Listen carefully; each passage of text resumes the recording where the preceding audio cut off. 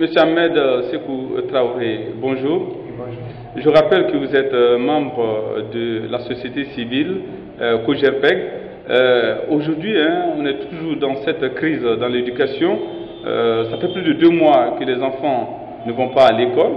Et au même moment, les manifestations politiques sont interdites par le gouvernement. Vous, en tant qu'acteur de la société civile, quelle analyse faites-vous justement de toutes ces situations?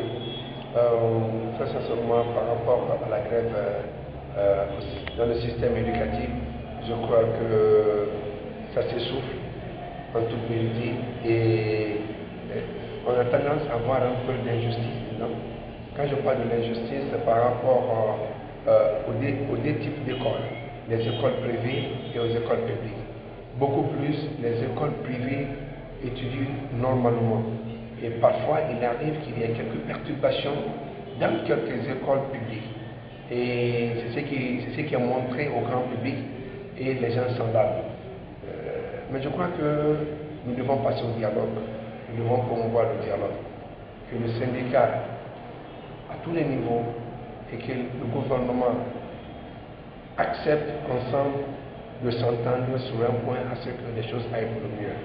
Et je crois que ce que l'État a fourni comme effort cette année, 2018, dont nous tendons vers la fin en quelques jours, a été vraiment un élément capital, un élément fort à saluer et à apprécier.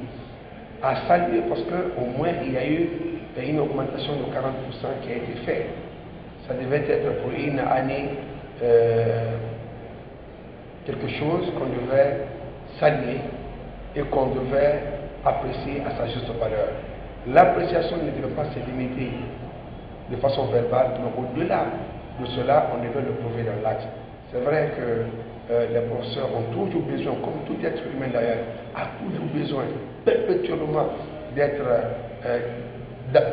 amélioré ou de s'améliorer ou avoir ce qu'il reçoit, n'est-ce pas, comme pécuniaire, comme amélioration de conditions de vie va être perpétuelle. Concernant l'opposition républicaine, ce jeudi, au moment où nous sommes en train de réaliser cette interview, il y a l'opposition républicaine qui appelle ces manifestants, ces militants à manifester, sauf que il y a des forces de l'ordre un peu partout, ce qui rend la tâche difficile à cette opposition.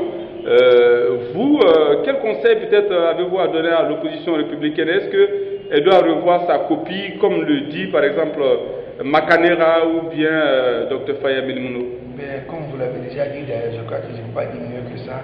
C'est voir un peu comment s'entendre, comment se comprendre, si la marche ne peut pas être l'élément de succès, qu'ils cherchent un autre élément qui puisse les envoyer. Et le meilleur élément, c'est le dialogue, c'est l'entente, c'est la compréhension à ce que les choses se redéfinissent mieux pour le réseau. Donc l'opposition doit changer de fusil d'épaule.